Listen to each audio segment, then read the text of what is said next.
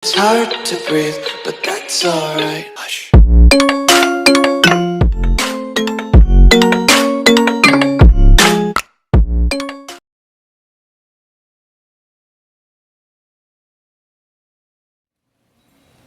Guys, may bisita tayo ngayon. Taga Converge. Ayan, nagsiset up siya ng ano. Actually, pinalitan ko ng aking dating wifi. So, nag-i-install siya ngayon ng Converge.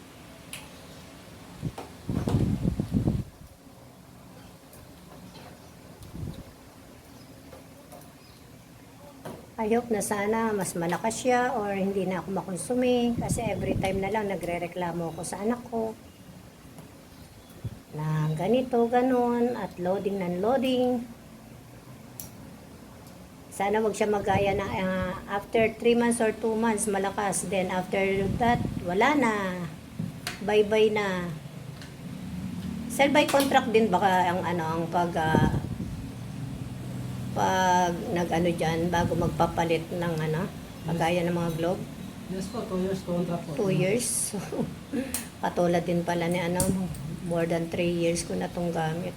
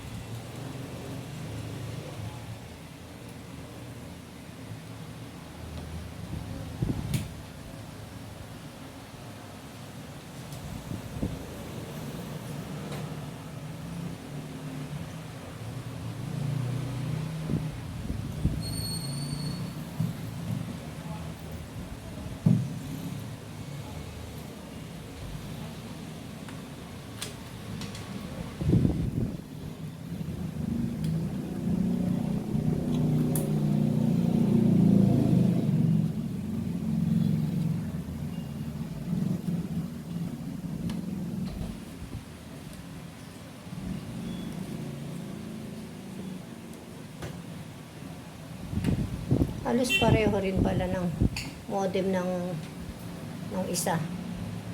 Sana yung 4 na antenang yan ay malakas yun. Ay nako.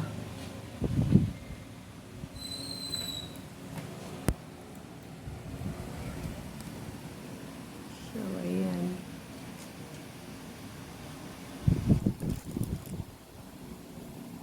Ay itong maiksi lang pala yung blue. Isang metro nga nito. Parang wala pang 1 metro yan 1 metro na ba yan? Likat ko yung iba dyan. Hindi rin pala abot doon kung dyan mo nilagay. Sabi dito nga? Oo. Pag inikot ko yan, hindi rin pala abot. Ano lang, mesa mo? Oo.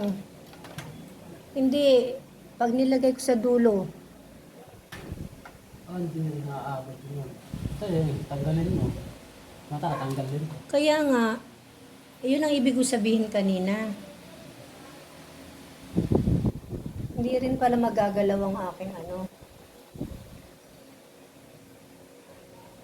Ito, dinikit mo naman. Kasi yan ang delikado. Kailangan yan. Medyo mahaba para pag in case na Ay, mahaba niyan. Ganyan lang talaga. Standard na yan. Kasama sa package yan. Ay, ganun. Oo. Kung gusto mo ng mahaba, bibili ka talaga sa Shopee. Ano kami magpapalit niyang blue? Oo. Anong tawag dyan? Patch cord. Ha? Patch cord. Ano yung spell? Patch cord. PATS? Oo. P-A-T-C-H? PCS cord. PATS cord? Pwedeng kami ang magpalit niyan? Oo. So, pag nabuksan yun, paano? Pag Buksan mo na. Dito mo tanong. nabubuksan ba yan kagad? Hilahin mo lang to. Kahit di mo buksan, hilahin mo lang. PATS cord ang tawag Pwedeng kami na magpalit Basta mahaba man. Hindi magkakaroon ng diferensya yung yung Ang kuha nito mama, iba-iba kasi klase niyang password eh. O nga, hindi magkakaroon ng diferensya yung network. Wala lang problema yun kasi tutukan lang naman yun. Ha? Bali connection man siya sa box na direct sa poste at saka dito sa Kasi, kaya ako tinatanong, in case na mapalitan ko yan, baka bigla namang mawala yung network ko. Ang kuha lang, pag nagpalit ka ng password, dapat compatible sila. sa Joy. Paano malalaman compatible? Anong aanuin ko? Ano sasabihin ko? Ito mo, dapat ito, oblong lang siya. Ano, no? Yung kuha yung dulo niya. Ano? Meron kasing dulo na patabas, kung patulis. Yan. Ito, kuha na siya parang bilog. Parang dede. Oo. May, kumbaga sana may tulis. Oo. Basta, kuha mo na naman.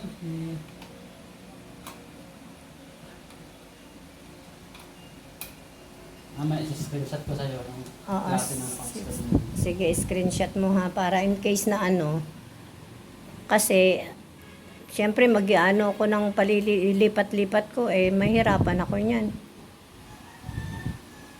Ito, hindi mo i-adjust. Ang galing mo, kapit yan ba? Kaya nga, ang dapat dyan, ito ang na-adjust yung box na yan. Kaso nakafix yan. Natatanggal naman, dikit lang yan. Ano ipapandikit ko? Double sided. Ganon. Di pwede na rin pala, kasi may extension naman siya. Pwede na rin yan. Double-sided lang. Hindi ba magkakadiferensya rin? Wala po, basta ayos lang yung tignan mo.